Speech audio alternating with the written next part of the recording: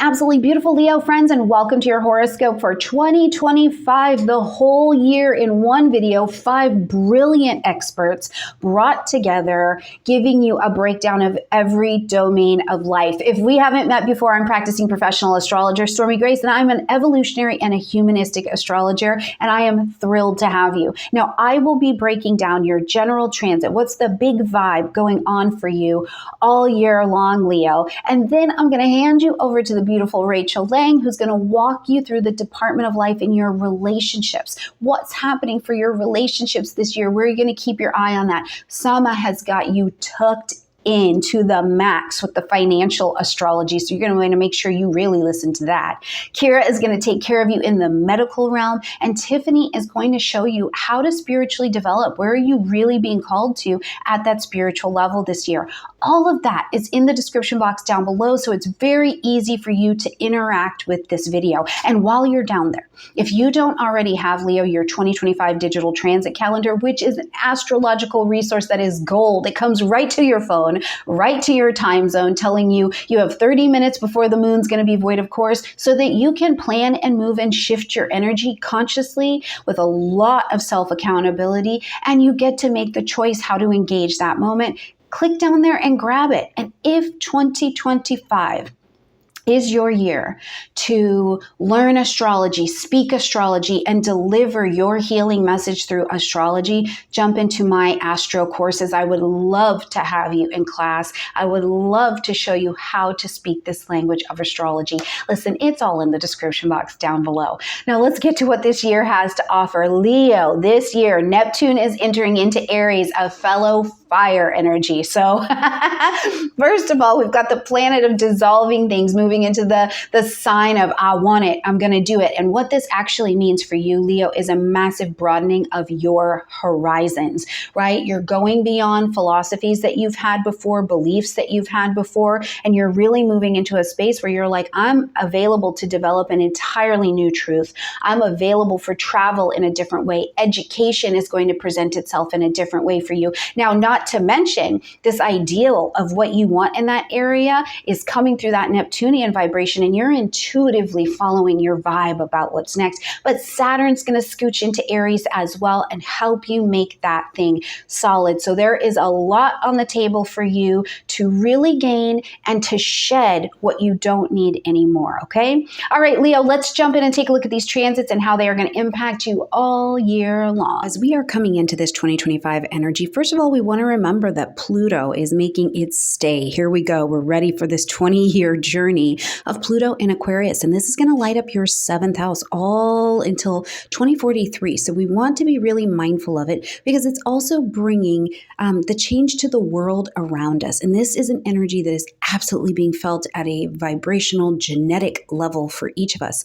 But where it's really putting impact for you to do these changes, Leo, is about transformation in relationships. You are going to be looking at where you need to break free or innovate, change power dynamics in partnerships, especially in terms of like redefining your commitments, okay? So it is, and I want to be very clear, a profound period of transformation in how you approach your partnerships. And this is not just romantic relationships, Leo. It's like where you have conscious, chosen, one-on-one committed relationships. This transit is going to bring, first of all, some pretty intense connections, right? And intense is not the equivalent to bad. It's simply it brings up something intense in you. It could be fear, it could be power, and that challenges you to do some exploration into this theme of control, trust, power, all of this within relationships. So this could be a business partnership. This could be with your parents, right? Whatever it is, your partnerships are going to be, especially this year, I think, undergoing a really deep set of changes. And one area of this, Leo, is that like you, regardless of what your connections have been in relationships, we all kind of get a little layer put over us, right? And this is going to require you to come back to a different, maybe more honest, authentic version of yourself. But it has to happen through a willingness to address the hidden issues. So now any new relationships that show up, and I'm going to leave the relationship stuff to Rachel, but I can say that any new relationships that come up out of this time where Pluto's in Aquarius are going to be massively transformative to you. So really, to the best of your ability, embrace this power, right?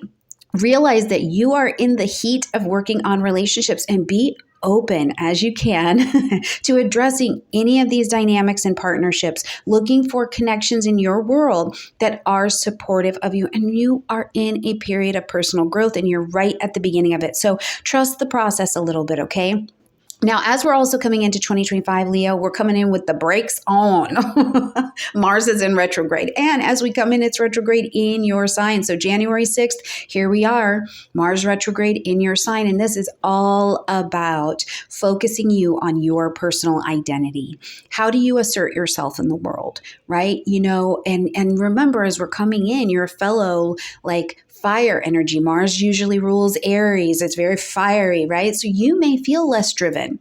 You're like, yeah, I know I'm reevaluating myself, but I'm not acting as impulsively. I'm feeling a little bit more inclined to just reflect on what I want. You're maybe even looking at how do I present myself. But the thing to keep in mind is that this is a time for introspection, right? Especially regarding your appearance, your confidence level, how you are actively moving and approaching life. Now, something else is that you may also notice that this is still Mars, and Mars brings frustration. So in the areas where you feel like, well, normally I'm really assertive here, or normally I'm really, able to put myself out here, you're feeling like you can't. And so what that frustration is a signal to you, Leo, is to reconsider how you are approaching a situation. And certainly the one thing I would tell you is to focus on self-care as we're coming into 2025. Focus on self-care. Clarify your intentions. This is going to, I think, give you the boost of energy you need and get you prepared for moving and taking action around yourself and having that fresh start when Mars actually moves forward in February, okay? Now, on the 7th, we're going to see that Mars takes that retrograde and moves back into Cancer, so lighting up your 12th house space. So with Mars here, we're going back over something you've already kind of had some introspection, right? Because it's about solitude. It's about introspection. It's going to be about all the things happening behind the scenes. If you've had any issues, ailments, addictions, you've got people in your life who are in institutions, hospitals, they're in a specialized population, babies in the NICU, these kinds of specialized things, you're coming back to confronting the things happening with them, right? If you're feeling drawn at this time to confront any hidden fears, or if unresolved issues from the past are presenting themselves, especially with your family, your mother, are you angry about something? Repressed anger is a real thing that this Mars retrograde can not only bring up, but remember, Mars is good at burning away the poison. So just because you have to have a little conflict doesn't mean that you can't come out healed and cleansed on the other side. But make no doubt, this is a time to turn your energy inward. Use a spiritual practice, get quiet and reflect so that you can understand yourself better. Understand the frustrations that are going to arise because they are really coming from things that need to be released. This is 12th house. It's a subconscious, unconscious block where it's like, this is just really in the way. So, if you can, if your energy is built for it, try to not push so hard into the external world right now. It's not the time for go, get it. This is a time to recharge, rest, come back, deal with the quiet spaces, and address the inner challenges that are presenting themselves. Okay, when we get to January 11th, we've got the true North Node moving into Pisces, lighting up your 8th house space. And then we've got that South Node moving into Virgo, so just over into your 2nd house energy. Now, as the North Node comes into Pisces, which there will be a separate video going over this entire transit, okay? So we're going to specify and zoom in on it. But for now, as the North Node comes to your 8th house, it's going to encourage you to explore all of the intimate areas in the 8th house, right? Intimacy. You see into me. It means you know me deeply. Therapy, romance, sex, sexuality, reproductive health, right? Intimacy with the level of vulnerability of my soul, transformation and detox. What needs to be transformed in you? Where are you going? It's the destiny to detox something out of your system. Shared resources. How do you share your resources with another, right?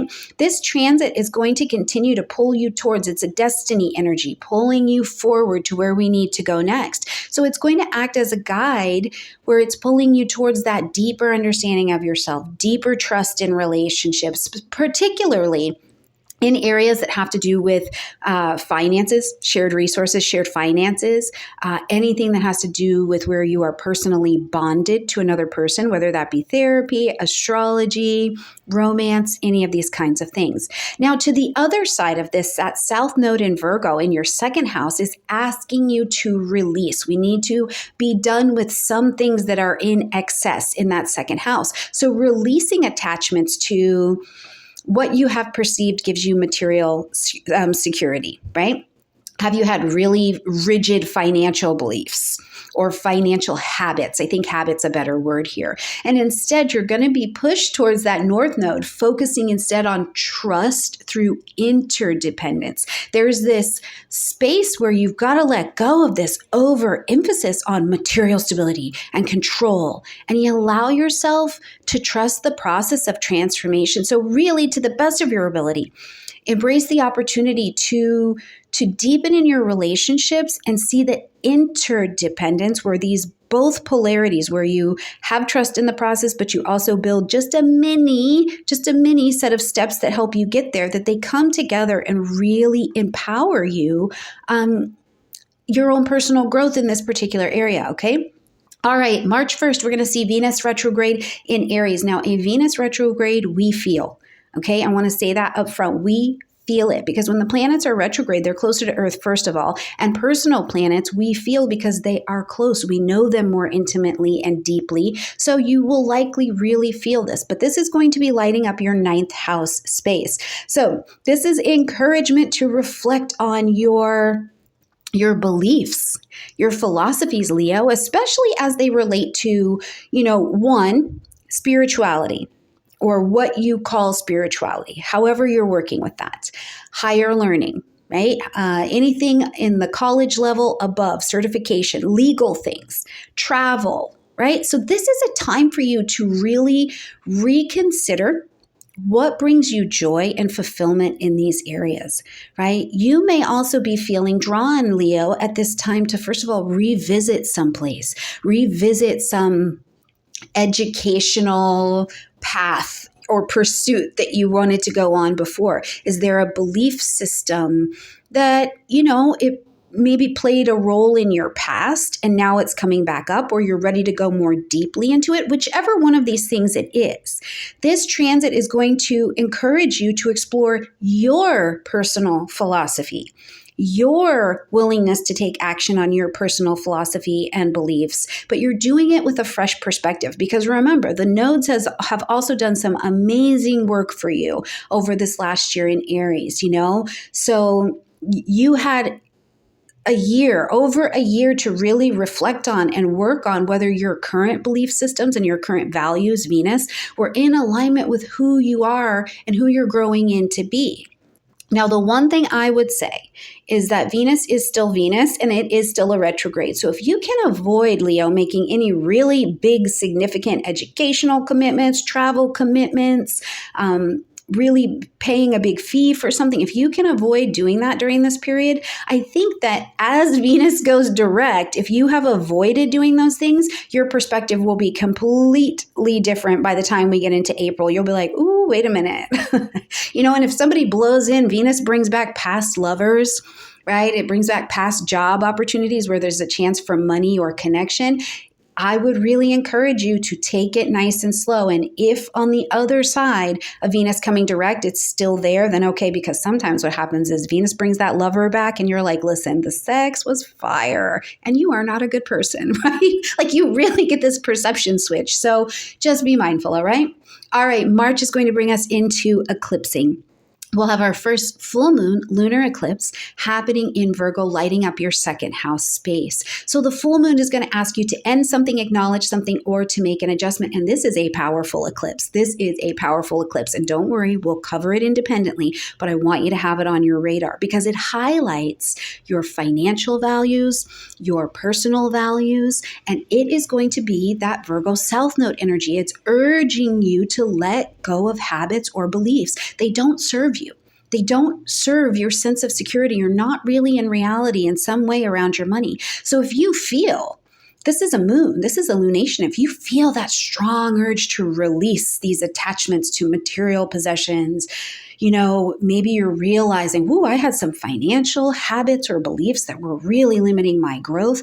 This eclipse is going to not only encourage, but support you to create a healthier, Virgo, relationship with money, second house, and focus on what truly brings you security. What truly is in alignment with your values that is satisfying to you. Now, in a very practical way, I am a Taurus, okay? And this is an earth energy. So in a very practical way, this eclipse is also a great opportunity to reassess not only your financial goals, right? Because you're releasing all of those old habits and behaviors and things like that, but to look at what brings you value and look at where your money is going. Like seriously, get honest about this budget.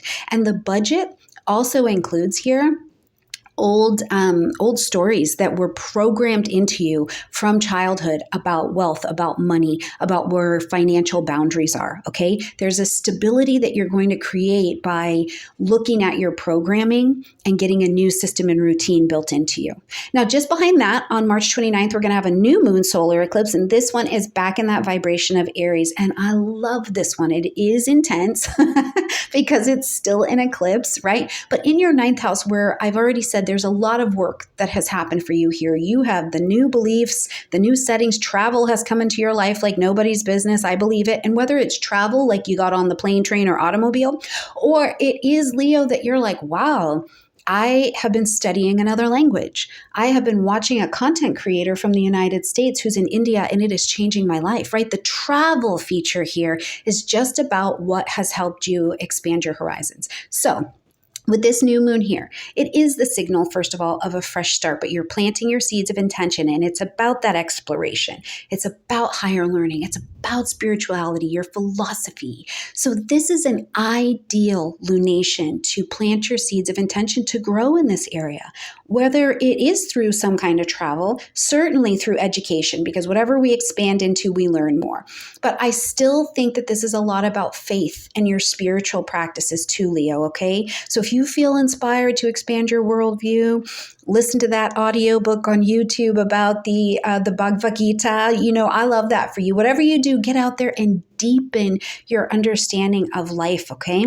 All right, March 30th, huge energy. Neptune moving into Aries, fellow fire energy. So this is, again, some more of this ninth house. So I'm telling you, the theme of spiritual exploration, idealistic beliefs, seeking more meaning in the world, travel, all of this has got your attention in 2025 and beyond, really. But Neptune here brings this mystical kind of quality to your belief and your worldview, okay? So if you're feeling more drawn towards spiritual practices or philosophies that kind of, they resonate more with your inner values, then this transit is going to encourage you to find meaning beyond what the meaning is. It's an intuitive understanding. Now, Neptune is still Neptune as well, so Neptune's influence can blur the lines and the boundaries of things. So sometimes what this can look like is that it's like you have this really idealistic or unrealistic expectation of something in the ninth house, faith, higher learning, a philosophy, the legal system, whatever it is, and it's over idealized. It's almost a fantasy. And so you get the opportunity to kind of unlearn that while also having an open heart and creating based on a new philosophy of your own life. Now, there is some help when we get to May because we'll also see Saturn shift into the ninth house into Aries as well. And Saturn's presence here, thank goodness, is going to ground this energy. Okay, it's going to help Neptune. Neptune's like, well, I've been dissolving all of these other ideas and ideals that we have and creating something new. And then as Saturn comes together with Neptune, it's like, okay, we just need some discipline. We need some structure to how we are actually going to approach this higher learning, this spirituality, this philosophy, this travel, right? So it's going to ask you to start to set some realistic goals in this area, take a very serious approach to how you are going to do your expansion. So, if you're feeling this desire to study subjects, but you want to go more in depth, right? It's not, I don't just want to learn how to make kimchi. You're like, I want to know the history behind how I make kimchi, it's deeper. Whatever it is, Saturn shows up here and it asks you to, one, commit to this. This is going to be a long-term commitment. Be serious about it and make a grounded approach to be able to achieve that. Now, June 9th, we are going to see that Jupiter moves into Cancer, and this is going to light up, of course, your 12th house space. So as Jupiter makes this move here, first of all, it's the first time in 12 years. So you can back up 12 years ago and see where you were having this inner growth, this spiritual expansion, what was happening for you at that time. But the desire here is for inner growth, healing, spiritual exploration. It is, again, a period of introspection. This is the 12th house space. This is all the things happening behind the scenes, some of which have just not been presented because they haven't come out of hiding yet. So there's a fair amount of self-discovery that will be going on as well, but connecting to your own inner world, looking to trust your own guidance system, exploring those hidden aspects of not just your breath, but your psyche. Right? Engage in activities that you believe have nourished you and nurtured you. And you find out, I don't actually really like that. But it takes the act of the quiet reflection. Okay. So go deeper. Take the encouragement to go deeper, connecting to your spiritual self, your inner exploration, because that's really the time where this is what you're also doing is you are cultivating compassion and understanding for both yourself and others. Now, Jupiter is going to square against Saturn when we get to the 15th of June, and then Neptune when we get to the 19th. Now, Jupiter squaring against Saturn, it's really this... it's this vibration, this tension of I have this desire for this massive inner growth to, be there, to arrive, in quotes.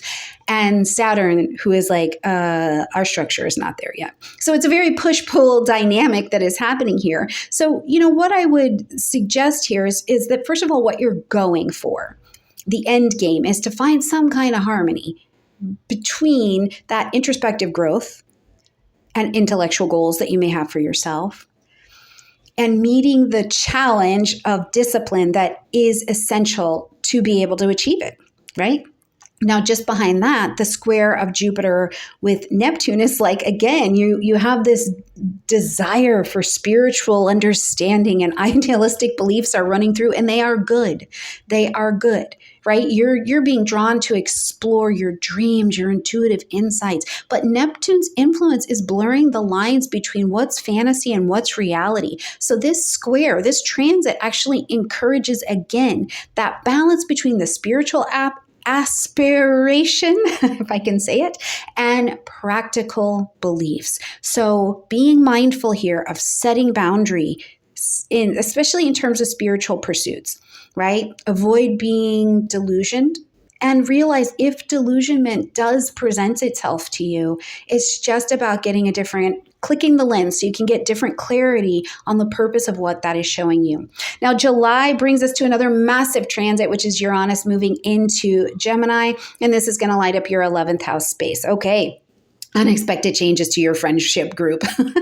Your social life gets very, very different. Your future goals, what you actually want for yourself, it gets a thunderbolt, right? A lightning bolt shot to it, and it's electric. So this period, what I'm going to tell you is, first of all, new friends, unique associations, people who are very unconventional to your normal kind of role and world are likely to present themselves. You may find yourself with some real unique friendships that come up, right? And I would encourage you, explore even in terms of your friendship group, but your own aspirations, what you want for yourself. Explore something that is unconventional. And unconventional here can just mean it's different than what you thought you wanted before. Right? Allow open, engage, allow if you are feeling called towards something, engage with groups that inspire this different perspective. They're like, yeah, we think that too, Uranus is going to encourage you to break free from whatever the traditional expectations you have been carrying that are too limited for you at this point. It's going to encourage you to break free from them, but it allows you to experiment and to connect with like-minded individuals. So be open to new social experiences and friendships. Now, for some of you too, I am going to put the biggest red flag caution because some new groups are likely to be quite extreme. So I would encourage you to look around. And while you're expanding your social world and your social circle, be aware of where that group and that aspiration is also taking you. Because if it is taking you to the depths of your soul where it is dangerous and you're going to end up in somebody's trunk, I want you to really reconsider that, right? Okay, so big red flag to put on that, but enjoy the ride as well. Now, when we get to July 31st, we see Saturn and Neptune actually coming together. And again, we've got one energy that wants to create structure, the other that wants to dissolve, and this is in the 9th house. So definite changes in your educational or your expansion path at this time. Because, this is the discipline meets the idealism. So bringing your dreams and your beliefs into tangible form is really, this is a time to align those goals with the practical action. And that's really what will be happening here. So it's the space where I just want to tell you that it is a powerful bridge. It's bridging the gap between that I created in an intangible place and now I'm going to make it tangible. All right, when we get to September 7th, we've got our next full moon lunar eclipse. This is lighting up Pisces, that 8th house space for you. And this eclipse is powerful as well because we've already had a little taste of the eclipsing in Pisces in 2024.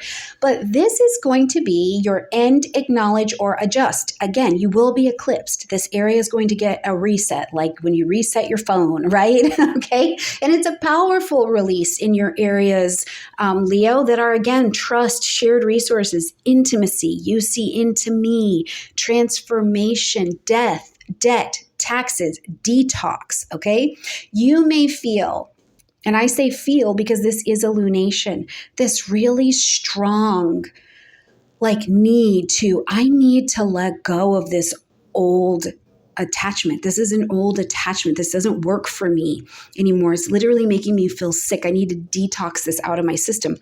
Or maybe it's an old emotional pattern, and it is preventing you from experiencing deeper connection with yourself and with others. So this eclipse is massive encouragement for you to shed old layers, make way for renewal, because Pisces it's not just the dissolving, it is the renewal as well. So take time at this eclipse and over the next 6 months to really reflect and be honest about any dependencies or attachments that are holding you back, and allow yourself to let go of the past emotional wounds. Let them heal. Let that resentment be healed, because that's where you create space for your own renewal. And that renewal will not just affect you in your own personal growth, but it's emotionally, it's financially, it's everything you touch going forward. All right.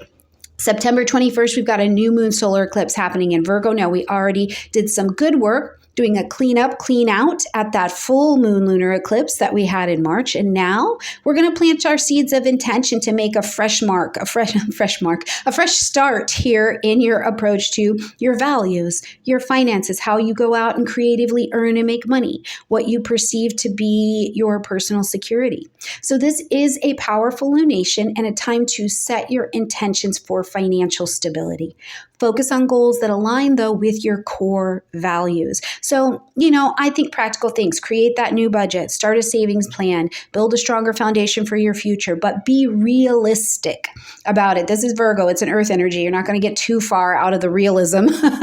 So set realistic financial goals that allow you to focus on building wealth. But the wealth needs to support your values and be a reflection of your self-worth as well. All right, Leo, it is a beautiful year coming for you, but there is some work to be done. So the bones of 2024 were good, but living and continuing to build the new structure in 2025 is some work. Now, let me pop you over here to Rachel so she can take care of you and tell you what's coming up for your relationships. I love you, Leo, and I'll see you all year long. Leo, welcome to 2025. Here are your horoscopes for love and relationships, and what a year it is going to be. Of all the signs, I think yours is the one that is getting the graduate degree this year. Pluto has just entered your sign. You're going through a tremendous amount of heart opening, mind expanding shifts and changes this year. It's a whole new paradigm for you. And so let's see how that relates to your love and relationships. I'm Rachel Lang, and I am an astrologer. I also host a podcast, and here are different ways that you can find me. And let's get into 2025. Here is just an overview of some of the major transits of 2025. We have a lot of shifting currents in 2025, 2026. Actually, they started in 2024 with Pluto moving into Aquarius. Neptune and Saturn and Uranus all move back and forth between their current signs and their future signs, and they fully settle into their new signs in 2026. So 2025 is a lot of just trying to figure out where our grounding is in the midst of all this change. And for you in particular, you're a fixed sign. And so for you, you have to create grounding. I said the same thing for Cancer, but it's especially true for you. You have to find your people, find your support systems. And that means going outside of your comfort zone to establish new friendships, establish new relationships, and to start to balance the public life and the friends and the social circles you have with your own personal needs and time alone, with your relationship and the intimacy of your romantic relationship with your family. It's a year where you could feel stretched in a lot of different directions, and your relationship could take the back burner if you don't make it a priority. In addition to those outer planets changing signs, we have Mars retrograde, we have Venus retrograde. These are both kind of our relationship planets. Mars relates to our passion and relationship, our desire. It relates to how we engage in conflict and what we do with our frustrations and our anger. It also relates to boundaries. And when Mars is retrograde, we tend to reestablish our boundaries and figure out what we need in relationships and what doesn't work for us. So boundaries are a key theme in the beginning of the year, especially for you, because Mars stations retrograde in your sign. We'll talk about that in just a minute. Venus is also retrograde from March 1st to April 12th, and that retrograde can bring awareness about what ways we're not feeling loved or lovable. This is especially one of those transits because Venus stations retrograde in a fellow fire sign. When you really are feeling like you don't want to be in relationships where your light is dimmed. And so if you're in any of those relationships, whether they're friendships, whether they're colleagues, you are much more aware of the way that doesn't work for you. And so you're making some changes this year in terms of how you allow yourself to be treated by others and what you're willing to accept in relationships. This is the year where you are really rallying your own sense of power in all areas of your life, but that plays out in identifying the power imbalances that you have in your relationships. I want to start by talking about Mars retrograde. So Mars retrograde in your sign goes from Leo to Cancer. Mars is the planet of our motivation. And when Mars is retrograde, we just don't feel as much of it. And we can be really easily annoyed by the little things that other people are doing on a daily basis, the way they chew, the way that they clean up after themselves. And if you're living with your partner or living with roommates or your children, find ways to balance some of the frustrations that come up and some of those annoyances with compassion. And don't feel like you have to take it all on. I find with Leos, there are Leos who are able to look over some of those idiosyncrasies. And then there are others who feel like this responsibility to take care of things, to do all the work and the heavy lifting. And if you're one of those Leos, then give yourself permission to relax. Give yourself permission to not care. And I say that knowing that it might be difficult for you. Mars retrograde cycles can bring up times when we feel more passive aggressive. We might bite our tongue. We might not want to engage in a fight because all of our triggers are a little bit more activated during Mars retrograde. Mars retrograde is one of those times when we're really aware of our boundaries and we're aware, especially, of the ways in which other people might not respect our boundaries or might try to confuse our boundaries. And so those, we might call that manipulation. So you could be more aware of the ways in which that happens. And this is a good reminder to establish those boundaries, to fortify those boundaries, and to really think about what you prioritize, what are your deepest needs, and set boundaries around meeting those needs. Neptune and Saturn both move into Aries this year, and that is like a mind-blowing shift for you. They're going to be moving back into Pisces a little bit later in this year, but this is a transit that relates to Neptune, which is our dreams, our faith, our mystical experiences, our fantasies, what our heart craves and desires, the creative spark that we are, and Saturn, which is the structure that we create for our lives. So it's like the rules we follow, the household chores, the list of chores, the expectations that we bring into our relationships. And while these two transits aren't specifically related to relationships for you, they do relate to how you imagine yourself in relationships. And Neptune in particular brings up the ideal, the dream, what you long for.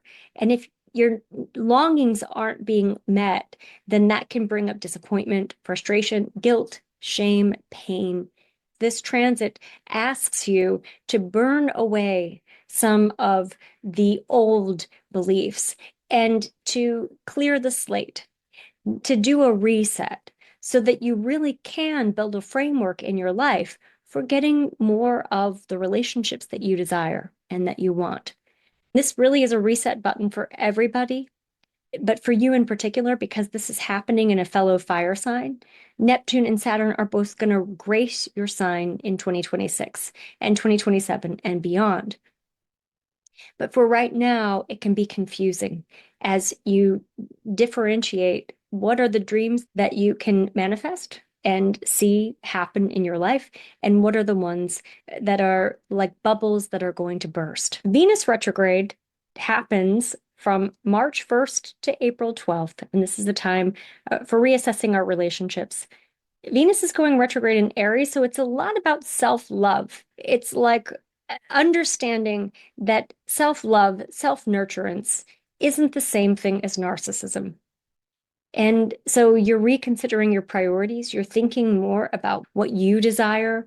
It's a time when we're not feeling as much pleasure. So you want to be intentional about doing things just for enjoyment, about indulging in self-care, taking a few days off to go on a spiritual retreat, or taking a class so that you can expand your own awareness in your mind. Uh, you might be aware of people from your past. Venus retrograde can be one of those times when someone from your past, a past relationship, a past lover comes in, and there's like a reconnection, a rekindling of that relationship. During retrograde cycles, we don't always know if this is something that is going to last for the long run. We don't know if this is going to be like a commitment that we can ground into. It needs time. Things need to move slower than we're comfortable with, because retrograde cycles can bring up a lot of emotions, and those emotions can be like fireworks that pull us or fuel us for moving forward. There's a lot happening in March. So we want to just be very careful about what we're saying yes to, giving ourselves plenty of time and plenty of space for nurturing our own hearts. Eclipses are also happening in March. And for you, this is taking place in the sectors of your solar house that relate to finances, both your own sense of self-worth around what you bring in and your income and your net worth, and also your finances related to what you share with your partner. And so there's a lot of financial discussions that come up all throughout the year, but in particular in March and in September when those eclipse cycles are really strong. We also have Mercury retrograde happening right at that time.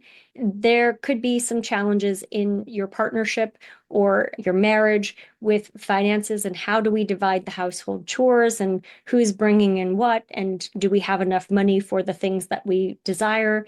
And there could be some changes that take place that relate to your finances at this time, or in September when those eclipses happen along the same axis line. Here's the eclipse on March 13th, and you'll see that Neptune is at the last degree of Pisces. This is a very big, important degree that closes a chapter that Neptune started in 2012. Also, we have Venus retrograde in Aries.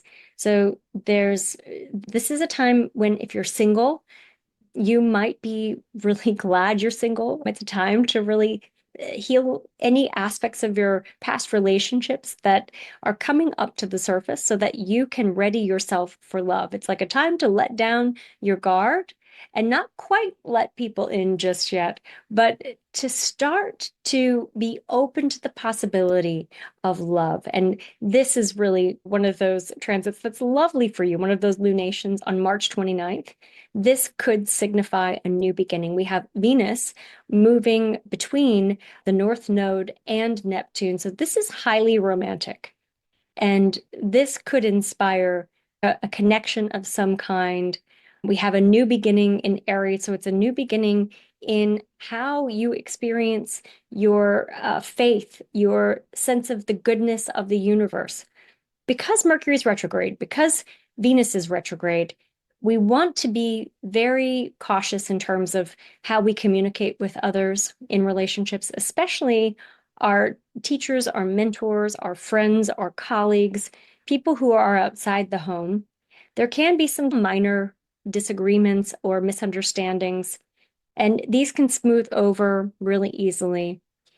But during retrograde cycles, we have a tendency to really put any dramas or conflicts under a microscope. There can be a tendency to exaggerate the brevity of a situation. So just be aware of that and try to take a few deep breaths and avoid making mountains out of molehills, so to speak. Pluto opposes Mars in April, and Mars is in your sign. If you think back what was happening in February, this is one of those repeat performances. We have the romance and passion and creative spark. And it would be really great for you to use this energy to make a declaration of sorts. You've got some courage. You're feeling the drive and the motivation that you haven't felt in the beginning of the year with Mars going retrograde. But just be careful. Again, that passion can easily turn to drama. So use it to fuel something that you want to create in your life, and not to fuel the distractions that can keep you from that. Jupiter moves through Gemini until July, and then it enters Cancer. Jupiter in Gemini shines a really sweet light on your friendships, on your social circles. It lets you create new relationships, to open your heart, to broadening your social circle, to establishing new connections. When Jupiter enters Cancer, opens up your access to your spirituality, allows you to take some of those that have been formed with Jupiter Gemini to a whole new level. And Jupiter in 2026 is going to be moving through your sign. So this is a year to set intentions about what you would like for your relationships, because next year, those intentions can come to fruition. Jupiter Cancer in general is great for family relationships. It's great for home building and home buying. It's also good for redecorating. And for you, Leo, you love to throw a good dinner party. This is the time to do it. Really put that on your list of things to do in August or September. There's a little bit of a break for you in August. The astrology isn't as heated as it is at other times. So allow yourself to enjoy those friendships, connections that Jupiter in Gemini has opened up for you. It's also a time to really open your heart. Jupiter in Cancer expands our ability to feel joy, to feel connection. You have gone through the retrogrades, you've gone through Mars retrograde in your sign. That this summer is really your time, and it's Leo season in general. So from late July all the way through the end of your season in August, this is really a highlight of the month. And I want to talk about Mercury retrograde. So Mercury goes retrograde from July 17th to August 11th. And I think this retrograde is really going to be like a little bit of a reunion for you, bringing people friendships back from the past, bringing maybe even thinking about updating your style or your look with things that you used to wear. It's like revisiting past versions of yourself and saying, how can I bring the best qualities of my past into my present and into my present day relationships? This is one of those self-focused transits. And so there's a little bit of tension if you are in a relationship between this pull toward looking in the mirror and really appreciating yourself in ways that you haven't been able to in a really long time, and like the needs of a relationship and the pulls of a relationship. And so this can be one of those transits, one of those Mercury retrograde cycles that asks you to really put the focus on you. And then we have those September eclipses. Here's the first one on September 7th. And this one is, we have Venus in your sign. And so I think my assessment of this is that you'll be watching all the people in your lives go through their health challenges, go through their relationship challenges, go through all of the various movements and evolutions that are happening for them. And you'll be looking back, wow, everybody's going through so much, and I'm just enjoying myself. There's a lot of shifting currents, like we talked about. Chiron is moving in the last degrees of Aries. It's going to be meeting up with Eris, and we've got Mars opposite. And so everyone is going through a little bit of a period of uncertainty, but you as a fixed sign, as one who is oriented toward creating stability and toward being the rock for others, now it's time to be a rock for yourself and to really prioritize your own joy. And this eclipse right here, the September 21st eclipse, is an eclipse that prioritizes letting go. It's an eclipse of endings. And for you, there is a lot of endings in any kind of financial arrangements in your family or in your relationship that don't feel nourishing or supportive or in balance. There's so much this year with Pluto moving through your opposite sign that is asking you to sit in the driver's seat of your life. And so any aspects of relationships that make you feel like you're sitting in the back seat without any power, those are all going to be reworked, either through some very difficult conversations or through ultimatums or through you're going to have to stand up and speak and assert yourself.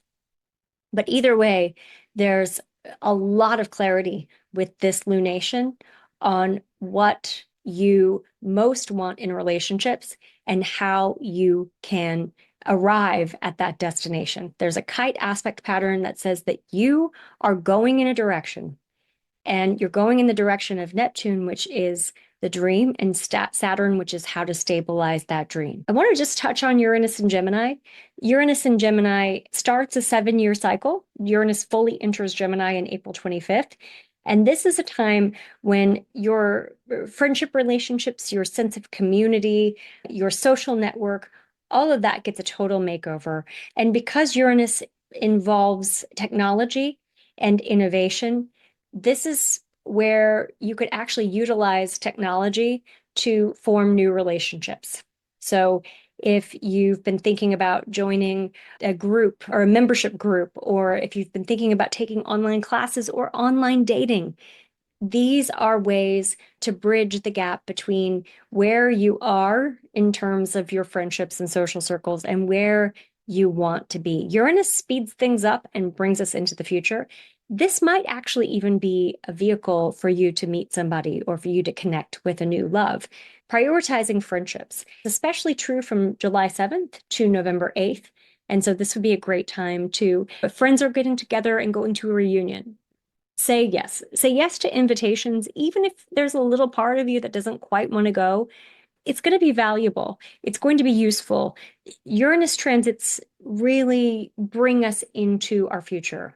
And because we have the eclipses, because there's other movements happening at that time, that enhances the potential for there to be some positive changes for you. And we have a beautiful grand trine from November 15th to November 17th. And this is on the November 15th, there's actually a grand sextile, like Star of David aspect pattern. And so this is a time of completion. It's a time for healing. The North Node in Pisces is naturally a time of healing. It's a time of baptism, really. And so for all of us, we're going through that with our health, with our careers, with our sense of purpose and how we feel like we want to contribute. And this grand seals that and sets that into place. And I'm going to conclude here with a mood board. And this mood board, we have passion, we have storm warnings. So there are some rocky times, especially at the beginning of the year, but they end in a rainbow. So all that storm ends, and then you've got creativity, you've got new beginnings, you've got freedom, you've got passion, and you have best qualities of Mars, which relate to setting up boundaries, which relate to your own motivation, which relate to your fire, your inner fire, get up and go, your creative spark. And so these are the images to carry through with you as you move forward in 2025. And yeah, it's an interesting time for all of us, but especially for you. You're in the spotlight really with Pluto in Aquarius, your opposite sign. And so take extra good care of yourself. Really prioritize the ways in which you open your heart and nurture self-love at the same time, that sweet intersection. And that's where there's opportunity for you this year. Leo, you guys have the North Node entering Pisces in your 8th house on the 11th of January. The 8th house covers shared resources, wealth earned from markets and larger sources like inheritance or insurance pools, investments, taxes.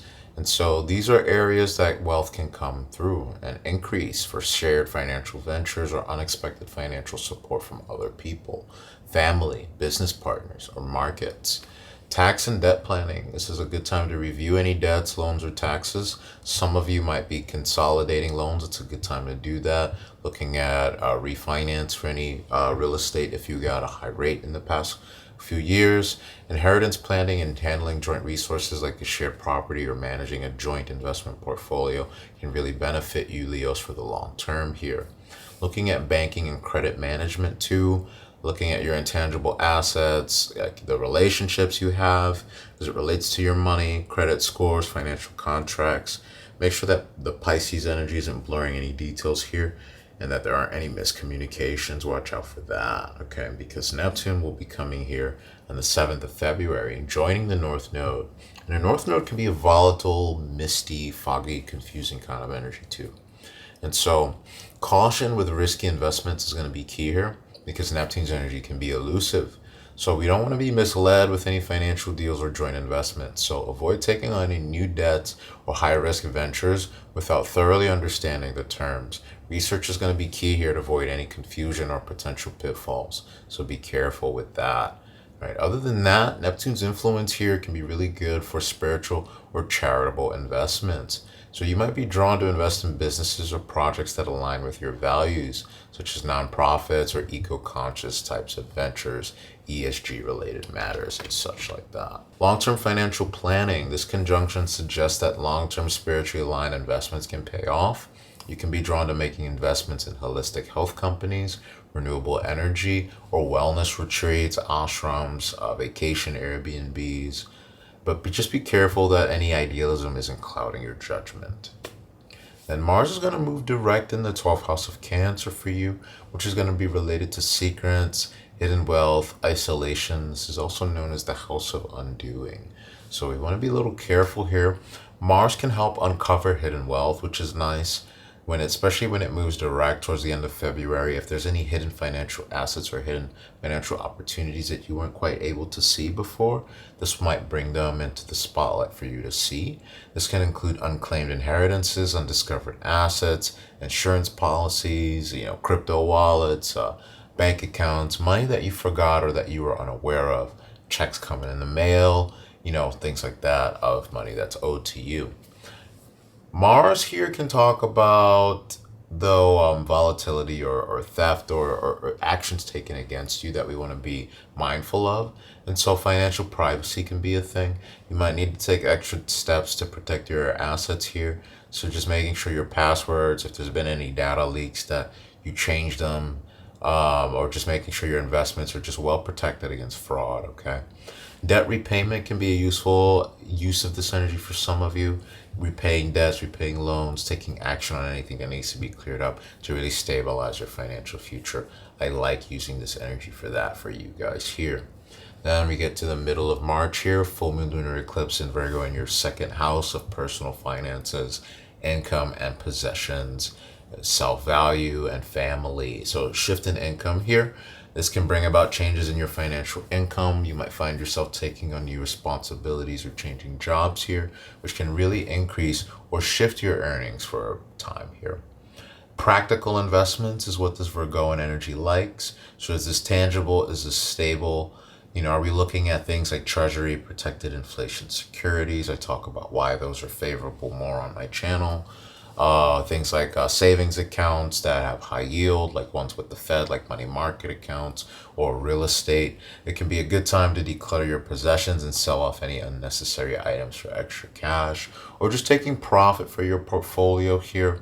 This can be a time where, particularly if your portfolio has performed well, I'm seeing this in many charts, and I'm talking about this for many signs. This might be a good time for some of you to actually take profit if your portfolio has been performing well. All right, then not financial advice still. Now, May 24th in 2025, we have Saturn entering Aries in the 9th house. This talks about higher learning, legal matters, and international investments. So from long-term educational perspective, Saturn can have some of you investing in education, legal studies, or other long-term learning projects that can really help enhance your career, which will then help enhance your income. So these investments, though slow, because Saturn can be slow and methodical, will pay off through increased earning potential for the long term. Structured foreign investments can be an interesting play for some of you guys. Again, be patient here because Saturn can bring delays, but as long as you're cautious and thinking about long-term strategies here and not really getting into high-risk adventures here, you will do quite well if they're structured, and particularly working on any legal or tax planning matters. It's a good time to really review any legal or tax obligations, maybe looking at potential tax benefits you weren't aware of, particularly if you're involved in any international business or real estate. Now, June 9th, Jupiter will enter the sign of Cancer in your 12th house of secrets, hidden wealth, and isolation. So this can look like unexpected financial support and blessing, such as inheritances, gifts, or other forms of unexpected support. This can come from watery, faraway places, family members, hidden benefactors, or unclaimed assets you weren't aware of.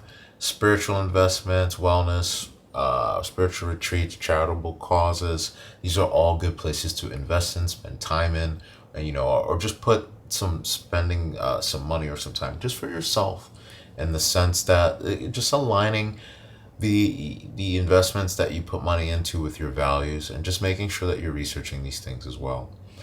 Debt relief is another good use of this energy, whether that's refinancing or consolidating debts during this transit with Jupiter in the 12th. You have a year for this.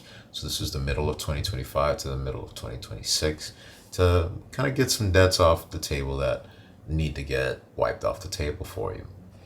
July 7th, Uranus will enter the sign of Gemini in your 11th house of networks, community, who you know, kind of big brother, big sister energy, collective wealth, and your long-term goals, hopes, and dreams, and money from the 10th house of career as well. So Uranus here talks about opportunities related to tech-driven or innovative financial projects or investments. You can join a startup, invest in fintech, or get involved in a community-based financial initiative that's bringing in AI or more technology. You can be set engaged from social networks, social media, selling something or communicating something online. New friendships or alliances can offer lucrative opportunities, particularly if it's related to tech or you communicating or just communication sectors in general. Crowdfunding and community investments, interestingly enough, can look good here. The 11th house talks about collective wealth, and Uranus wants to support modern and unconventional methods of raising or investing money. So with Uranus here for the next, 6, 7, 8 years, however long it's going to be in the sign of Gemini, crowdfunding and community investments can be an interesting way of raising money that you might not have done before.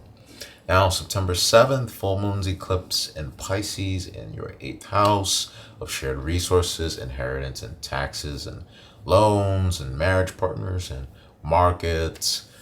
This talks about bringing closure or clarity around issues of inheritance or shared financial assets. So you can receive an inheritance or resolve a long-standing issue related to joint resources here. This can be the resolution of debts during this time, which I like here. Whether that's negotiating or paying them, you can get some closure, particularly if it's related to a business partner or family member. Intuitive financial decisions look good here, particularly if you have a good Jupiter in your chart or good aspects towards Pisces in your chart. Pisces influence here wants you to trust your instincts here. So if you feel drawn to invest in a spiritual artistic venture and it's grounded in reality, you're not just going into it because it feels good, but it's actually going to generate cash revenue, then you're not going to have financial losses. The people are trustworthy, then you can move forward with such things like that from an intuitive feel, and that can work well.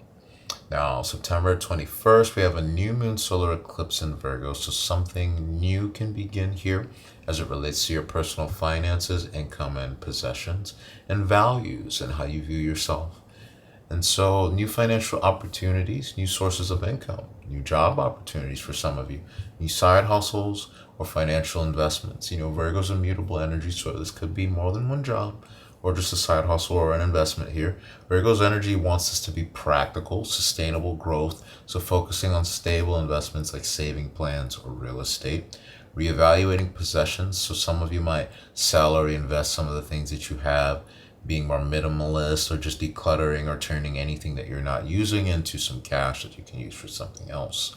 Financial planning in general can be good here, or stepping into careers that involve financial planning can be useful for some of you, or just getting down new financial goals, creating or working on a budget during the end of September here, and working on a long-term investment strategy. You can check out my yearly financial report that talks about different stocks, sectors, ETFs, and kind of the general flow of when things will be bullish or bearish throughout the year. So if you have the report, this might be a good time to kind of review it and look how you're doing. Virgo really supports detailed planning, ensuring that your financial future is well organized. So you want to be doing that at the end of September. So this is really encouraging you guys to focus on long-term investments, disciplined financial strategies. These are things I talk about in one-on-one sessions, and innovative ventures. Saturn in the 9th house talks about supporting your education and international investments, while Jupiter in your 12th wants to bring you unexpected financial blessings. And Uranus in the 11th wants you to invite innovation into your long-term goals. And with that, it's looking like a good year. So be well, and love to you, and peace.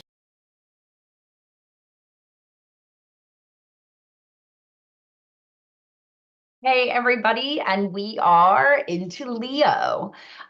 Leo Sun, Leo Rising, Leo Moon, Stellium in Leo. You should be having a listen to this if that's you, or if you want to know about it for others. So I'm Kira Sutherland. I have the great pleasure of bringing you your health astrology for the year. Now again, what happens with your health the whole year depends on your whole natal chart, but just some insights with the transits coming up over the next year. Just some things to think about and consider and implement. And for you, Leo, there's a lot going on. I'm like excited, but let's get you ready for it. And as a fire sign, you're happy to make change. You're happy to do things and create. But as a fixed sign, not, you know, you think about what you're going to do for a while before you do it, or harder to make that shift. And the other thing I want to bring up is Leo is one of the strongest constitutions of the zodiac. So you have this beautiful, depending on the rest of your chart, but a strong Leo often has incredible health and vitality for a lot of their life. But a strong constitution means you don't often have to take like minute care of yourself. You can push through things, and that's great for a certain amount of life, but then eventually when things do get a little bit wobbly, sometimes it's hard to make change because you haven't had to pay attention to that. So what I engage you to do this year with some bigger transits happening for you is, even if you are really healthy, let's stop and have a look at what you could do better, what you could create and make some minor changes in, so that down the line, you don't have to do bigger changes. I think preventative little stuff is much better than having to fix things later. So we all start the year, but we start the year January 1st with Mars retrograde in Leo, right? So we're not going to run out of the gate January 1st, do all these huge things. We're going to start the year with our foot off the gas pedal. Do we have to have our foot on the brake? Depends how busy you are, but please start it slow. Allow that January 1st to kind of 14th, 15th of Feb, depending where you live. Mars is about our action and our drive. It's your adrenals. It's very correlated with sport, as are all the fire signs. So I really want you to assess how you expend your energy. Being ruled by the sun, you get gifted a lot of vitality, but where are you wasting it? Where are you not using or supporting your vitality and the energy? And that's what I really want you to spend those first few weeks about. What sport-wise do you want to get back to? Let's make some plans. You don't have to push hard in those first 5 or 6 weeks, though. Make the plans, do the review of your energy expenditure and what is of value to you and what you're giving your energy to that you don't need to anymore. This is also, I think, really important because we have Pluto, the planet of deep, slow transformation and change and detoxification. It's been in Capricorn for a really long time. It is moving again into Aquarius in 2025, and that being opposite you for the next, 10 to 15 years. I haven't even looked at how long Pluto's there, but probably 15, 17 years. That's deep change and detox in your opposite sign, which always teaches us stuff. So it's a great time to be supporting that health and vitality before Pluto's moving in. Now, is Pluto just going opposite going to cause huge havoc? No, it's deep, slow shifting. And so I'm inviting you in 2025 to really start that process now. Whether you do it during the Mars retrograde or during the 3 Mercury retrogrades, which all start in fire signs this year, have a think about, especially wherever Mercury is landing in your chart, right? During a retrograde. Look at the house and review and think about how you want to change health things correlated to that house and that sign that Mercury is transiting through. So it is an action year for you, but it's also a planning year. So using those Mercury rules the nervous system. So again, the nervous system powers up the whole body. How we think, how much energy we have is very much nervous system to adrenals. And so again, reviewing and analyzing what's of value and what's of not to your health and to your life. And, not giving or, energy expenditure not going where it shouldn't keeps you more energy for yourself. So that's a really big one I want you to have a look at. Mars retrograde, we've done the Mercury retrograde.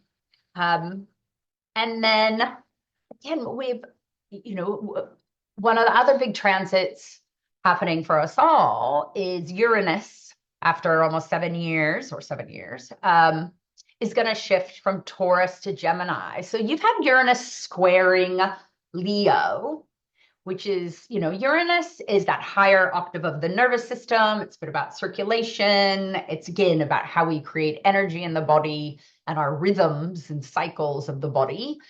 And it's been squaring your sign for quite a while, which means you have had to make some adjustments. Your Uranus creates radical change.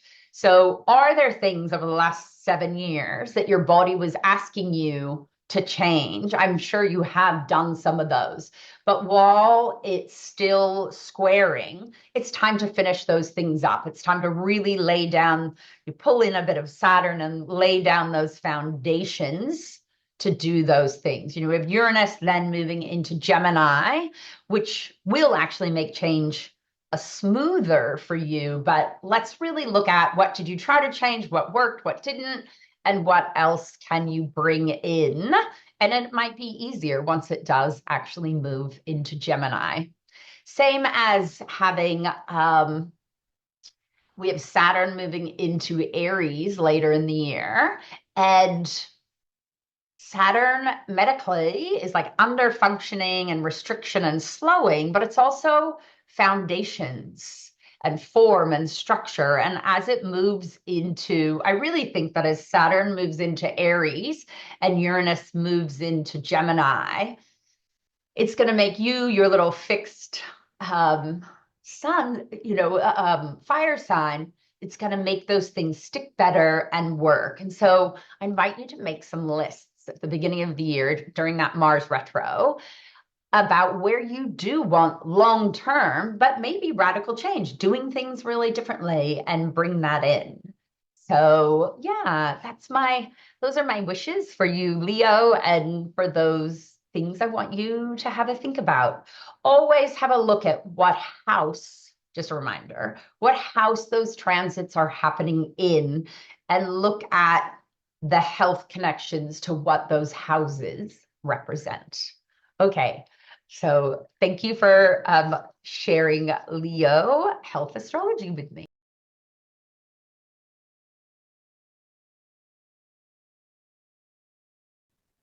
Hey Leo, I'm Tiffany Harelik, and I'm so glad you're here for your 2025 spiritual development forecast. And don't tell the other signs, but I am really excited about your forecast. So before we jump in, if you want to go to the description link below and download a PDF I've created for you for your horoscope for the whole year, you can follow along as we go, and then you'll also have the PDF to work with throughout the rest of the year. So while you are downloading that, let me tell you about the numerology. The numerology, I like to inlay it with the astrology. I feel like it's this nice, well-rounded approach to spiritual development forecasting. So we're in a 9-year. So 2025 is a 9-year, and numerology breaks life down into cycles of 9. Okay, so this is a culmination year. This is a year of endings, yes, but beginnings within endings. So pathways within pathways, transformation, yes, change, regeneration, tidying something up, paying something off, this sense of what are you harvesting from the last 9 years? So the fruits that you have been, the seeds that you've been planting are coming to fruition this year. And mainly it's a year of integration. So we're integrating a lot of the lessons, the karmas, the journeys that we've been on over the last 9 years. So I'm going to go ahead and share my screen with you guys so you can see the presentation for today. Again, I'm Tiffany, and one more quick goodie for you. If you want to use the code Stormie 2025, you'll get $10 off of the digital astrology calendar. This calendar goes on any device and it travels with you through any time zone. And we do have a journal copy for you as well. But the digital copy, this is the one that you can put in your iPhone, your Android, your iCal, your whatever calendar system you use. It has the planetary events, the lunar events, the eclipses, the retrogrades, the fixed star nuances, and all the juicy goodies that you'll want to have all year long. So let's get started. So for you, Leo, we're going to talk quickly about what are planets in spiritual development. I'm going to give you a quarterly breakdown so you have clear themes for each quarter to be working on, and then your major theme for 2025. All right. So as we're looking at planets in terms of the spiritual development lens, of course, we've got Mercury, right? Mercury, which rules our mindset, our nervous system, kind of our game plan in the morning when we get up. Is the glass half full? Is it half empty? Are we making decisions out of fight, flight, fright, freeze? Or do we have a calm nervous system and we are biochemically regulated and we're feeling good? And we're making clear decisions. Venus, right? This is going to be a big one for you this year, Leo. So how we spend and receive our energy, or energy in general. It's not just about love and money. It's deeper than that, right? It's about how you're choosing to share your energy, your resources, your precious human life with another person or group, right? And also the return. So think of that infinity symbol. What's going out is coming back, right? Over and over. Mars shows us our spiritual mission statement. A great activity for you, Leo, is to look at your natal Mars and write out your spiritual mission statement. Why are you here? What are you here for? Why are you getting up in the morning? Who are you in service to? What are you in devotion to, right? Jupiter represents our faith, something bigger and broader than we are, something, our higher power, the hidden mystery that we believe in. Saturn represents the discipline, like law and order, right? That's Jupiter and Saturn, law and order, backwards. Uranus represents our spiritual network, that group of friends that pushes us forward. Neptune represents what needs to dissolve, what we need to let go of, what we need to just kind of step away from, open hands, open heart, and blend, right? Neptune is that cosmic yoga teacher in the sky that is all-knowing and, that space of the mystic. Pluto represents our subconscious mind, where we have buried treasure, where we have something that's hidden, secret, that comes out to the surface, and it's a redemption process. Chiron represents the master healer within. The moon represents our intuition, and we are all born wise. We all have unique psychic gifts and abilities, and we can use those gifts to help us make decisions and help us understand our soul's purpose and help us to connect into something higher. I do offer a 40-day email program called 40 Days of Spirit that helps you train your unique psychic gifts. So if that interests you, check it out. And then the nodes represent our spiritual growth. So the nodes, the north node is the head of the dragon, the thing that's eating and digesting and chewing and seeking and reaching and wanting more, what we're reaching towards. And then the tail of the dragon, the south node, is what we are letting go of, what we are eliminating. In 2025, the outer planets are making some moves, Pluto's staying the same. And so that is going to be an anchor point for the tapestry of energy that you're going to experience in 2025. And then what's changing is Neptune, Saturn, Jupiter, and Uranus. And so it means something different for each of us. How it impacts your chart specifically is it's very unique. And so what we're going to look at is how it impacts your sign. So whether you're watching for Leo Sun, Leo rising, Leo moon, this is going to be a helpful part of your spiritual development process in 2025. So the first quarter of the year, Leo, I want you to focus on your financial sobriety. So what does that mean? That means that we want to do a financial inventory. We want to take a list of your assets, your liabilities. We want to get serious about the money that you have coming in and the money that you have going out and your plans for the future. This isn't a place of fear or restriction. This is a place of order. And so astrology can help us make order where there has been chaos in our lives. So maybe you're that Leo that has it all figured out, but maybe you're that Leo that is looking for strategies to kind of clean up the energy that you have around money and the stories that you tell around money. So as we're going into this early in the year, the nodes are going to shift, right? The nodes are going to shift from Aries, Libra, the me, we pipeline, into Virgo, Pisces, which is more about the health and wellness pipeline. All right, so Virgo is ruled by Mercury. Yes, and Pisces is ruled by Neptune and Jupiter. And so we're balancing the practical with the spiritual. We're trying to let go of the bad side or the challenging side of Virgo habits, and we're trying to embrace or welcome the best part of Pisces. So what we are ready to let go of here early in the year is going to be overthinking, perfectionism, being overly critical. The fade is fixing, arguing, defending, and explaining. So if you feel like you are caught and like your horns are locked in a situation and you're just feeling really stubborn about something and you decide that you need to fix, argue, defend, explain, justify your behavior or yourself, right? That could be an indication that you are not accepting things as they are, that you're not surrendered, that you are in some kind of delusion about what's actually happening. And so we want to just be aware of, if you are feeling like fading, what's that about? And go a little deeper and take a pause before you send that text. You know what I mean? That's all. All right. And so what you're embracing here has to do more with this Pisces side, which is being more compassionate. You're great at that, Leo. Being in the flow. You are good at that. I know that you're a fixed sign and that you have a way that you do things. And so there might be opportunity for you to just say, yeah, I'm going to go with the flow about this. There's going to be a lot of opportunities for forgiveness this year and a half that we have the nodes here. And so can you forgive yourself as well? What does that look like?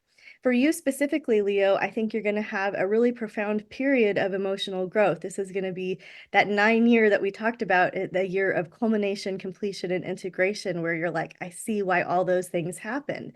I think that you are writing your own spiritual testimony when it comes to overcoming some kind of financial challenge, financial mindset, financial disadvantage that you turned a lemon into a lemonade, or some kind of, it's not all about like getting rich, you know, it's not all about making millions this year. It's about understanding the energy that you put into your finances. It could be that you decide to vote with your dollar.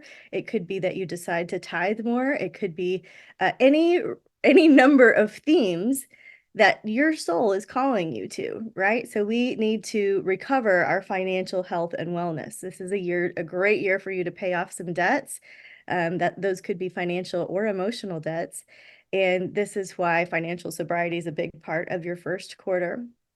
Still in the first quarter, Saturn is going to get really close to Neptune in the skies, right? And this is when spirituality becomes serious business. It's like you can't go on without some sort of spiritual calling, answering to a higher power, having a connection with your soul, having a connection with something that is bigger than you, wiser than you, right? That can restore you to sanity, of course.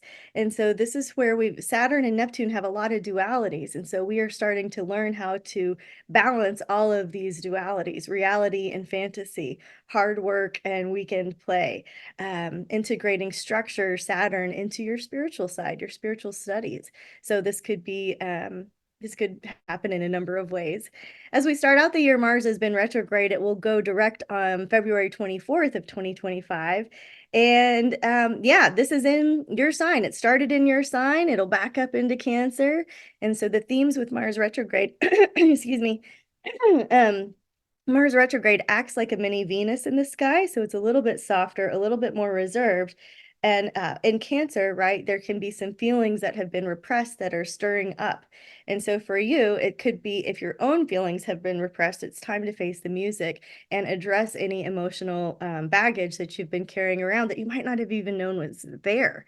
And so how do you do that? You know, if you're just having like a good life and everything's going fine, and your astrologer's like, oh, there might be some repressed emotional baggage, you know, just carry on until you get the trigger, you get the message, you get something that throws you off, that puts you into reaction. That is the barometer for knowing that, oh, there's something there for me to heal. There's more to be revealed. There's more to work on here. So this is all about emotional navigation and focusing your fire and healing unresolved conflicts within yourself, or the conflicts that you have either created with others or created in your mind with others. So what are your tools to help you process these deeper feelings? Everybody's different, right? It could be that you need to do some somatic therapy. It could mean that you need to do some EMDR. It could mean that breath work would be really helpful for you. Breath of fire, Leo, right? Could be some good old-fashioned yoga meditation. Could be a new prayer group. Could be a new therapist. Lots of tools that you have to pause and respond instead of react. Venus is going to go retrograde. So just as Mars goes direct, Venus goes retrograde. Venus retrograde acts like a mini Mars in the sky. So then now there's like two Marses, big brother Mars, little brother Mars in the sky. So Venus retrograde will help you reevaluate, resolve, and recharge. Venus ruling love and money. This is one of your biggest points of the year to be working with in your spiritual development. So here's some great things to do during Venus retrograde. Reconnect, do some inventory, make heart-to-heart connections, put somebody else first. What not to do is drastically change the way you look. People usually have regrets around that when making big haircuts or big changes or things like this to their appearance during Venus retrograde. Of course, we want to avoid gossip at all costs. We want we want to not fade anymore. Not fix, argue, defend, or explain. And we really don't want to engage in arguments. And so a tool that you have is like, hey, if somebody's arguing with you or trying to start a fight or pushes your buttons knowingly, right? You can just look at them and say, hey, I don't want to argue with somebody that I love and respect so much. I'm going to sit this one out. So Leo, here's a note I have for you. Reconsider how you share resources in relationships. Okay, so there could be some codependent financial commingling, something where somebody's paying somebody's way, or they're buying the right to criticize you, or you're buying the right to criticize somebody else by paying for all their stuff. How can you this is part of that financial sobriety theme. How can you be self-sufficient? Do you need to renegotiate some terms financially or emotionally with your family or your partnerships or something that might have gotten a little too blurry, right? All right, let's now talk about Mercury retrograde. So Mercury and Venus are traveling very close together in this retrograde cycle. Mercury, I mentioned in the beginning, has to do with our nervous system and the way that we make decisions, the quality of the decisions we make. So you might notice, if you are in a freeze state, if you're just kind of in a functioning freeze state, how do you spend money? Do you spend money like there's no tomorrow? Do you feel like I can't spend anything and I have to hoard it all? How do you love each other? How do you spend and receive energy, love, and money when you're in any of those states like fight, flight, fright, or freeze? Look at the quality of your decisions and then start to take a step back. You during this retrograde period here, I feel like shared resources and continued education are going to be the best things for you to focus on. So what is going on with your joint finances, and can we kind of start a different business plan or get some new ideas or pivot something there? You might be reconsidering your tax structure or something to do with estate planning. And it could be a great time for you to reconnect with some old buddies from school, do like a class reunion or something. It could be a time that you're thinking like, I want to go back to school or get some continued education. If this would be a fine time to take a little workshop. Okay, so in March, we have 2 eclipses. The first quarter of the year, I have the most amount of information, so you're doing great. Hang in there with me. The first eclipse is a full moon lunar eclipse. This means that something started 2 moon cycles before. So this moon family story started September 15th of 2023 when there was a new moon in Virgo here. So I want you to look back, work through some ideas with your astrologer and see what was going on there for you in your chart. And now, as we are here in March 14th, more is revealed, right? So this moon has started something and more is being revealed in an exacerbated way. Eclipses give us this moment to have a total breakthrough moment. And here we are in Virgo, right? So there's going to be themes. There's going to be power surges or power outages, energy surges or energy outages, vacuums when it comes to work. So you could be having way too much work and not knowing what to say no to or yes to because you're working on your finances and you're restructuring things and you're reconsidering your values, right? All of that. It could be that you don't have enough work and you're having a freak out and you're needing to be in prayer about it constantly. You're needing to be in community and communication about what kind of work that you offer. Leo, again, focusing on your finances, your self-worth, and your resources, your self-worth and your net worth. What's the relationship for you? What is there to understand and explore and discover? Yeah, so managing your money, different source of income, letting go of old financial habits, all part of the plan here. Now we have a solar eclipse. So this is going to kick off a new moon solar eclipse, kick off a new 2.5 year cycle in your chart. So watching this one over time. The Aries eclipses, we have noticed, at least in my practice, that they come on hot and they leave quickly. And so you're a fire sign too. So you get this, right? You get this where like energy rises or there's an emotional reaction and then it can dissipate quickly. And so I want you to be really mindful to not make decisions or say things that you don't mean, unless the energy has pushed you to that boiling point and it just has to be said, right? So this is where we see heated moments that turn into divorce, quitting jobs, moving, things that can be regrettable or that just you got to a breaking point and it had to do something else. So just be careful and mindful about impulsivity and of course watch out for fire hazards. I think this is going to give you just this nudge of what we're going to see coming later in the year for you that's really going to push you to either do some travel, some adventure, some kind of work with a foreign culture or something like this. It could be that you're taking on like a new worldview, something new with your faith and your spirituality. And I just say, I'm saying be careful, don't be too impulsive, but be ready so that when the deal comes, you can recognize it, right?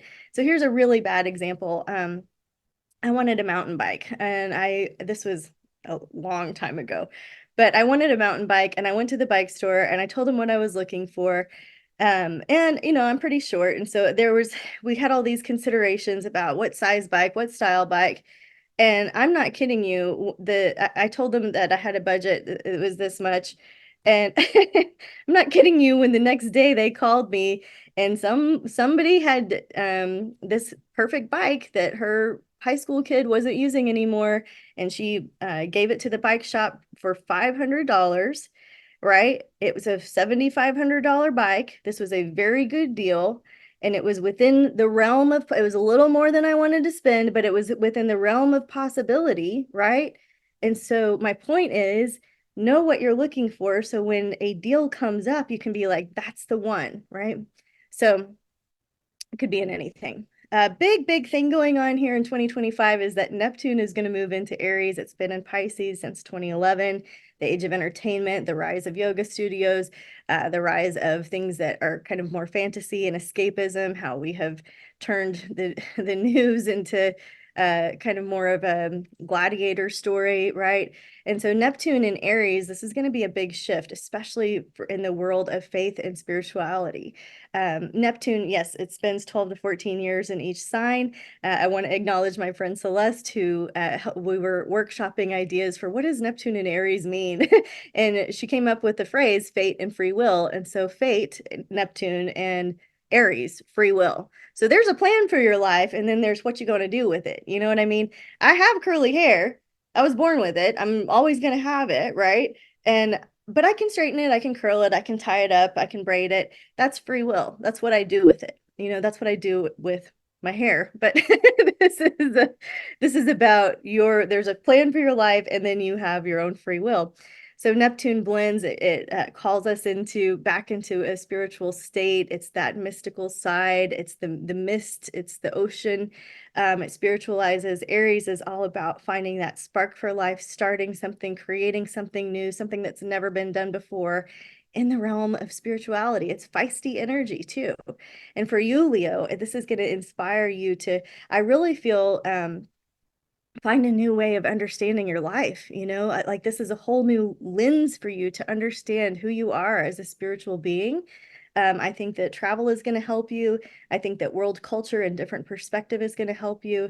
And I think a genuine desire to know your higher power is going to help you a lot. So you just want to watch out for delusions of grandeur or overpromising these big, huge, fantastic ideas. Just be careful, follow your intuition, and realize that Neptune has that ability to create a big delusion and fantasy. And it also has an opportunity to create the deepest connection possible with your higher power.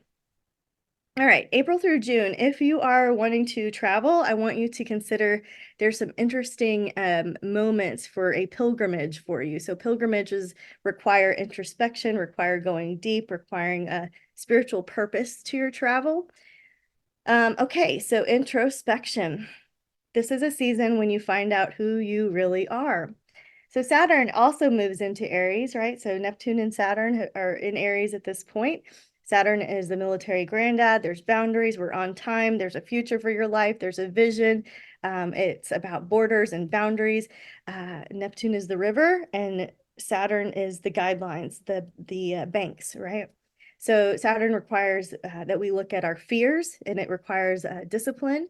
And so in what? Aries, ourself. So what are we really afraid of? That it might all work out, that we might die, that we might owe somebody. I don't know what you're really afraid of, but this is a time to discover that and move through it, right? I think that this is a time, Saturn rules bones, teeth, structures, the elderly, mentors, wise elders. So you might be adopting a new wise elder or being nostalgic about your grandparents or something like this.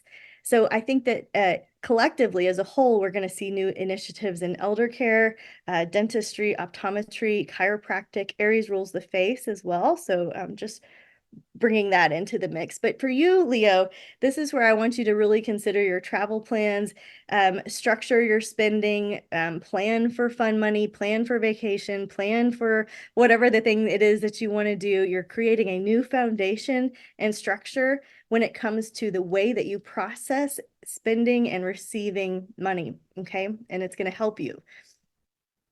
Jupiter is going to move into Cancer in June for a year. And so it was previously there in June of 2013 through July of 2014. So you could look back for some themes in your life and see, oh, that might be resurfacing.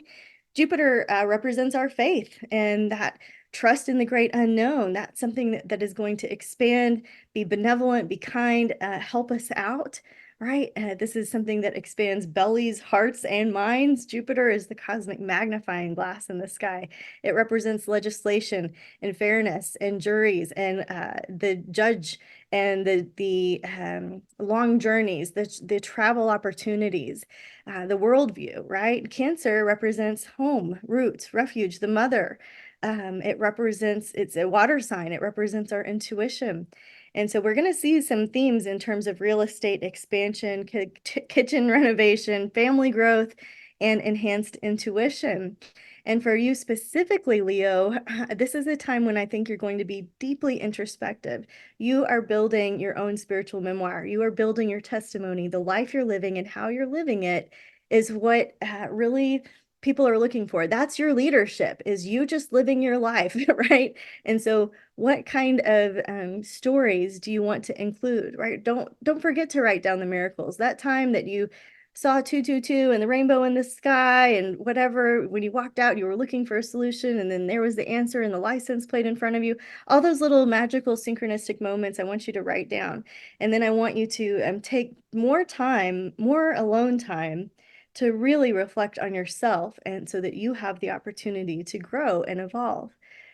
Mercury retrograde is in your sign, and so this is another arrow pointing back to you, right? An arrow of kindness. You are redefining yourself, and you're not the same person that you used to be. There is no bondage to the past self anymore. You are walking through this kind of cosmic baptism moment here in the summer, and I want you to be patient with yourself. Just like, how would you treat a little kid that's going through what you're going through? Are you rebranding yourself? Is there something going on with joy? Just go slow with the edits. And that way, once retrograde is clear, that you're ready to like, boom, pop out and say, hey, here I am. Represent yourself, represent yourself. Yeah. Okay. So now in July, in the third quarter, yeah, this is still a financial quarter for you. Okay. This is still time to reassess things financially.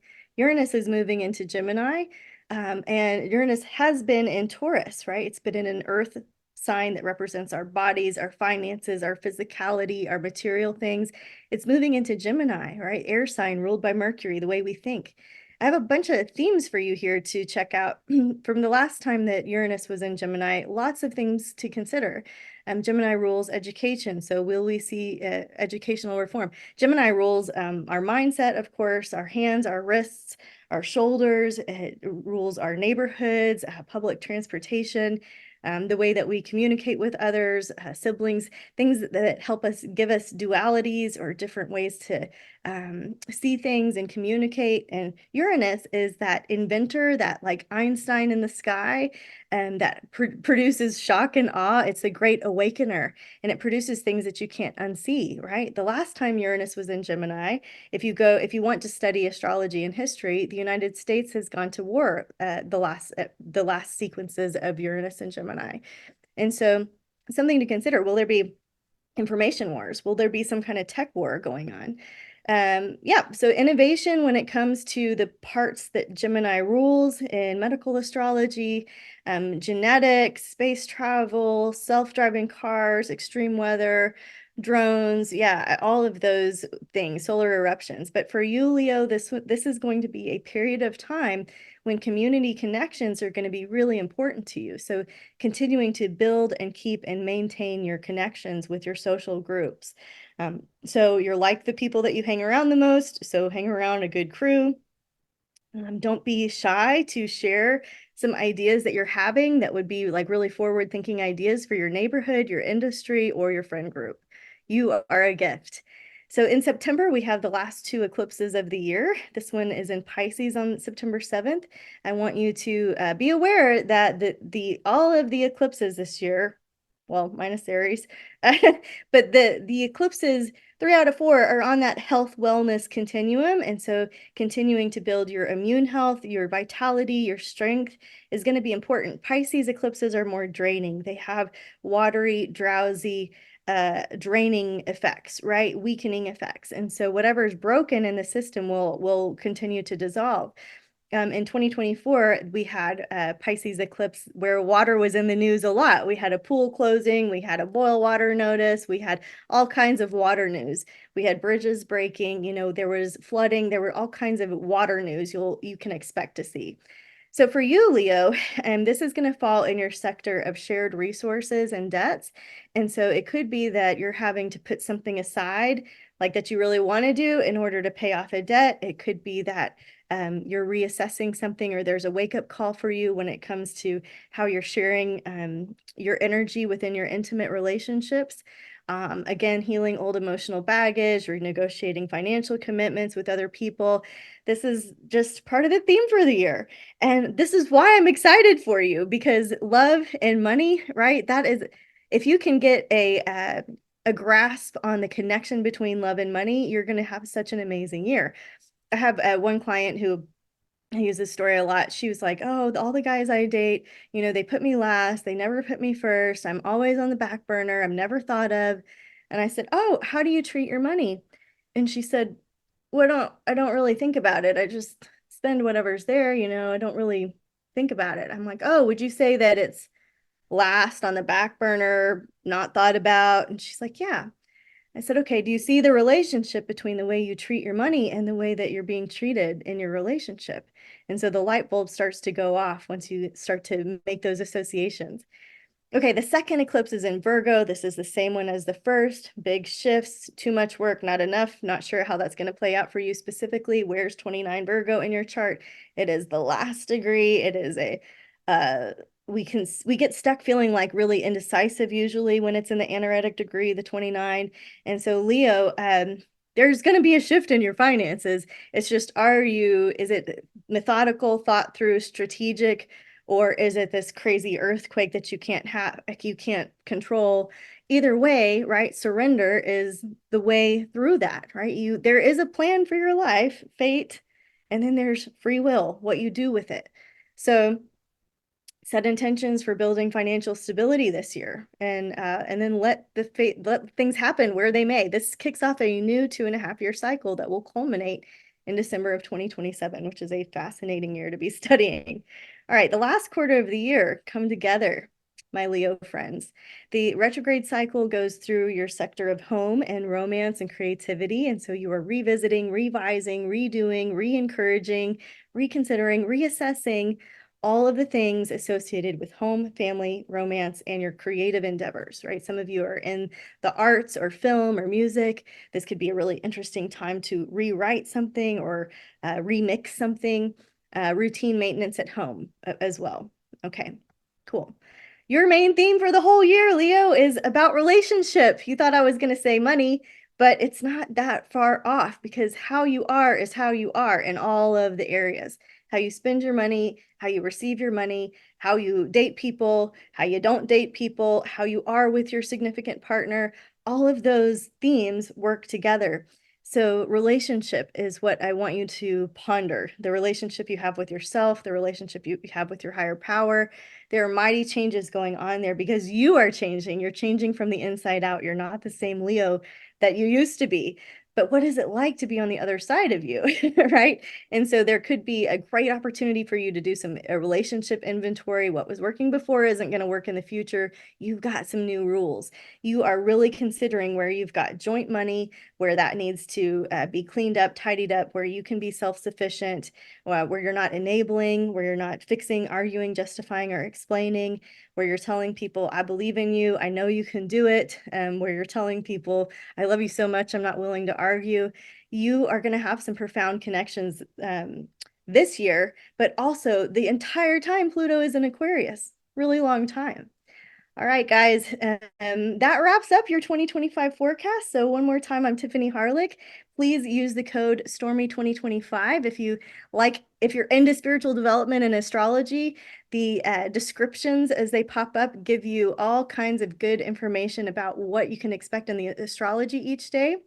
You can use it in your work. You can use it in your family life. It's a good little check-in of the energetic forecast. You can find me at tiffanyharelik.com. Don't forget to get your free horoscope PDF down below. You can find me on YouTube. I have a podcast. I send out a forecast every Friday and a newsletter. I offer a membership if you'd like to come study with me. And I mentioned 40 Days of Spirit. If you're looking to do a reset or understand your spiritual gifts better, this is a great email product. I do offer retreats. In 2024, we did Tulum and Austin. In 2025, we're going to Santa Fe and Malibu, and maybe wherever you are. If you'd like to have me come, please let me know. My final message for you, Leo, and everybody out there is to love each other. You know, we are called to love each other. That's it. It's just that simple, right? And you, Leo, ruled by the heart, you have the gift. You have the power of love.